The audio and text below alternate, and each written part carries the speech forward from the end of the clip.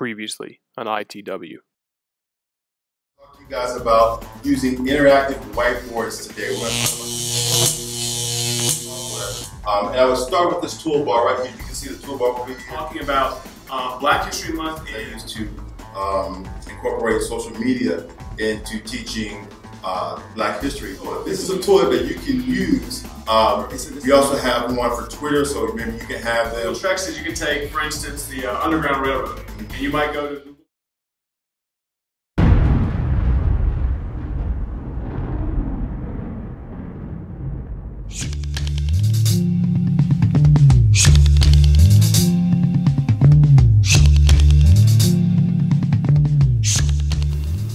Welcome to ITW, the show that helps you incorporate technology into your classroom. DNA is here to get you guys through another episode. Today we're going to discuss with you guys online assessments. Yeah, we're going to give you guys some benefits of online assessments, as well as provide you guys with a couple of our favorite tools for assessing digitally. Right, so stay tuned for this episode of ITW.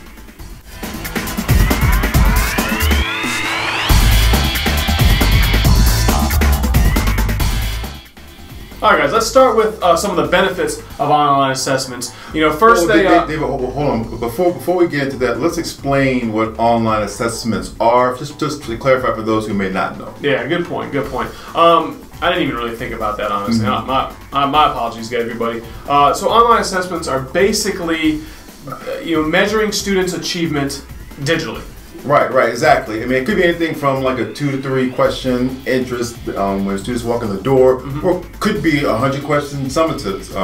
Exactly, and these assessments could be done on a website, through an app.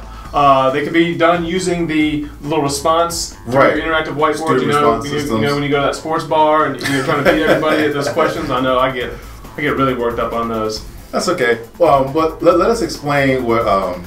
The value that online assessments have. So we're going to start with data analysis. One of the great things about it is you can get feedback immediately from the assessments. You can see what students missed. You can group the questions together that you need to go back and work on. So it gives you a lot of great feedback immediately that you and your team can pull together and work on. Yeah, so you don't have to go back and take your assessments and grade them, and it does all that for you. Another thing it allows you to do is collaborate. Yeah. You know, right now you have your paper tests and you're emailing them to each other, or you're making copies. What online assessments do is it allows that collaboration. It makes that collaboration a lot easier. Like anything else, guys, we have our own personal favorite online assessment tools. I'm gonna have to say, I think my favorite is Mastery Connect. I know everybody at my school uses Mastery Connect every single week, if not more often. And I think the reasons I like it so much, I have a few different reasons I'm going to spend a little bit of time on. Number one, if you like the actual physical paper, what you can do is you can take your paper, and it does plain paper scanning. So you print out a sample bubble sheet and the kids fill it out, and if you want to grade those, then you just hold it up in front of a webcam and automatically it grades it for you, and it puts it into, like you're talking about, the data analysis. So then it just grades it and analyzes everything for you. Another thing is that collaboration tool. In Mastery Connect is all across the United States, at least, if not across the world.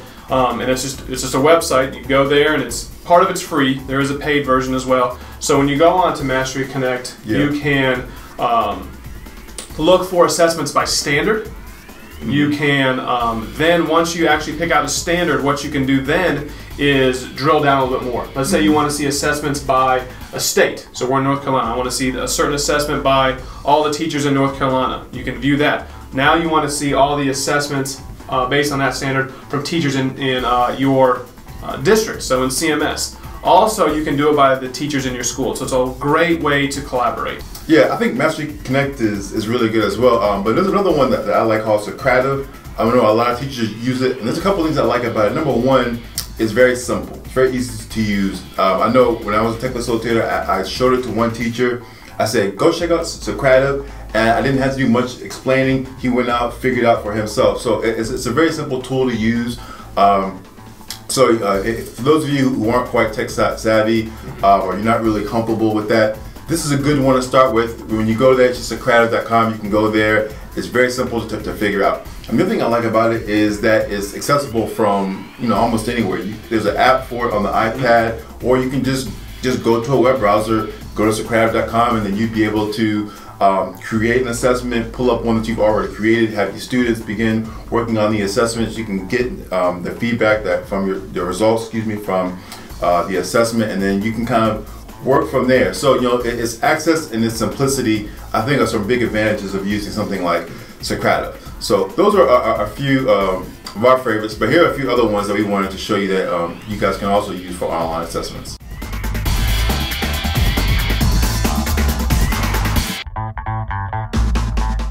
Now guys, these are just a few, so make sure you check these out, but also be sure to do your own research. That's key. Make sure you guys do research on online assessments on your own, and find whatever fits your style best, because that's what's the most important about online assessment. Whatever fits you and how you're going to use it best.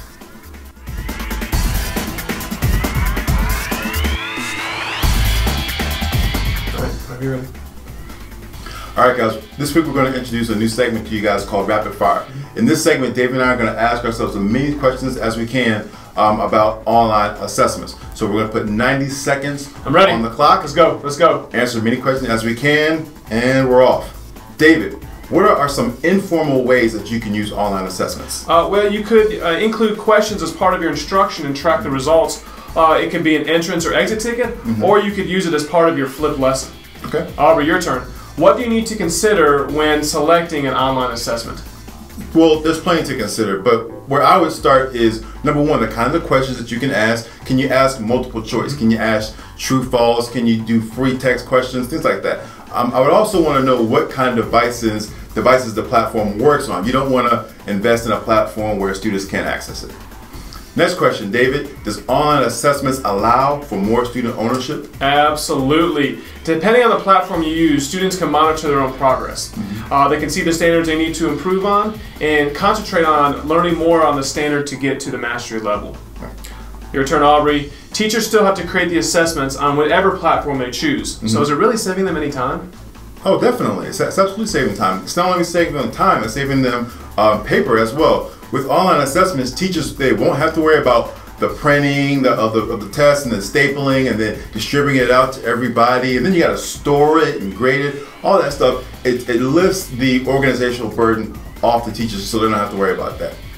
Do online platforms have to be used to measure student achievement? Of course not. You can use online software for surveys, for parents, or opinion questions for students in the middle of a lesson. So no, teachers should feel limited to using online assessments for testing. Right. Well, that's it for this week's Rapid Fire. Hopefully you find these questions about online assessments helpful.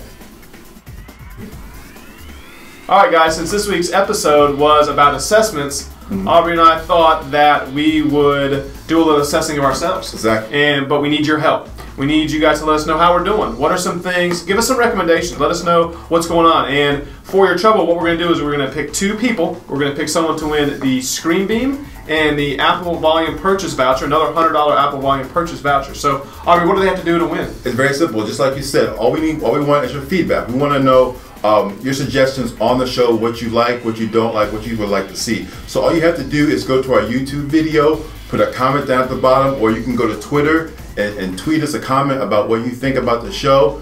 And then from that, we will select the best suggestions or the best feedback, and then we will give this to the winner. It's really that simple. All we want to know is what you think about our show. Great, great. So guys, that's going to do it for this week's episode of ITW. Remember to comment and subscribe if you're watching on YouTube channel. You can also send us your questions and comments to itw@cms.k12.nc.us, or you can tweet us at CMS to the core, because we'd love to hear from you.